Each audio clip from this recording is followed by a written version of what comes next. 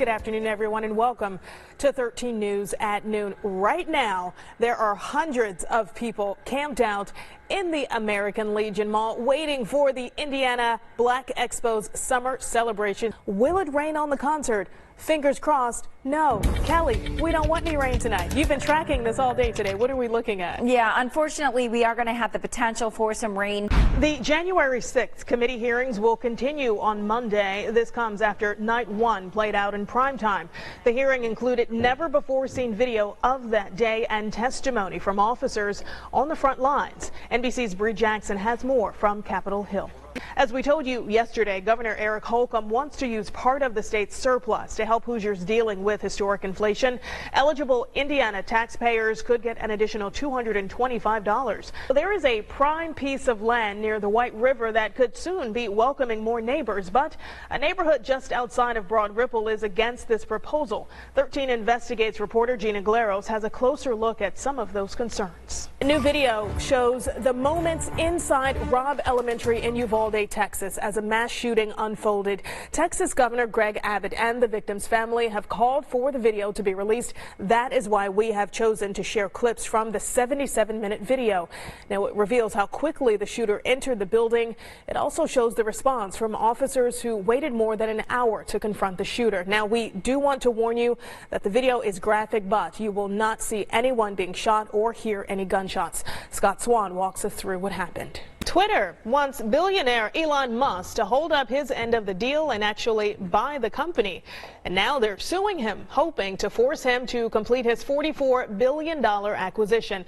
Now, Musk sent a letter to Twitter offering $1 billion to call the deal off, citing a lack of information on bot accounts.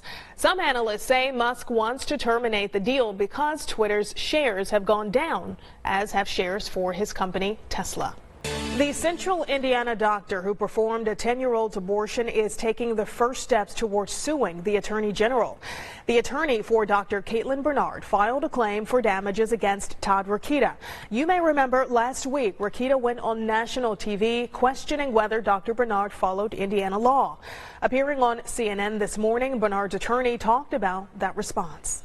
Weekend is going to be a hot one, but don't let that stop you from being active. Our John Duran tells us about the Eagle Creek Paddle and Run and how you can help raise money for a good cause and work out in a scenic view. You can get a taste of Vatican City in downtown Indianapolis. It's a fascinating look at Michelangelo's artwork inside the Sistine Chapel. I can tell you I was amazed when I saw it yesterday, and our John Duran gives you a peek inside. We're getting another check on the forecast, and the rain is needed, right? Yes. To help with some of this humidity and just the heat that we've been having over the past several days. We're going to get a nice break from the heat and the humidity.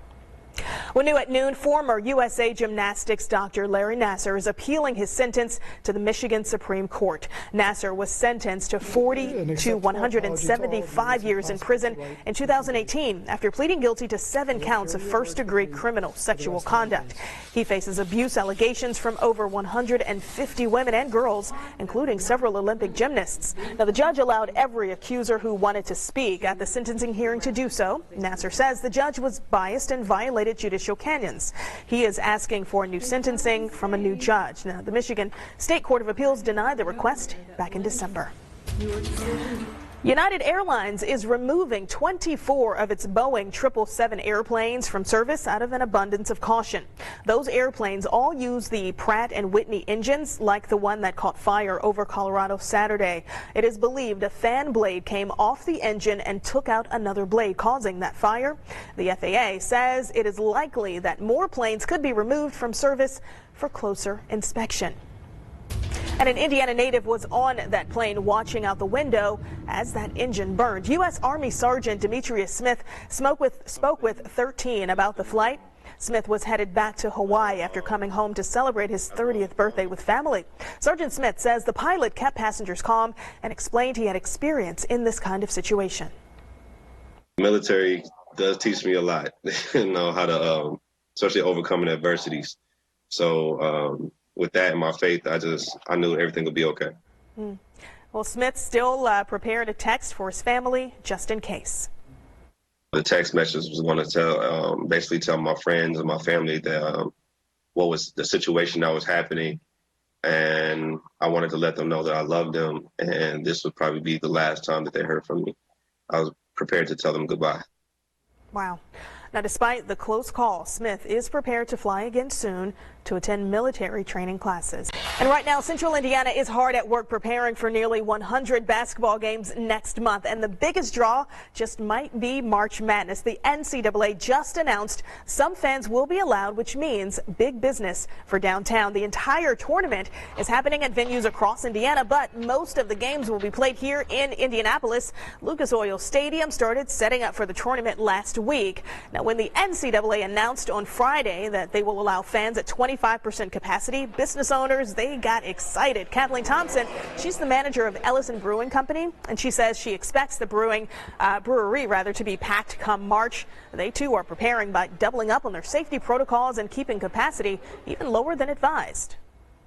A lot of us have been around this industry now for years and years, in downtown especially. So not even just for ourselves, we're excited for all of our fellow friends and family downtown, just to feel that energy again.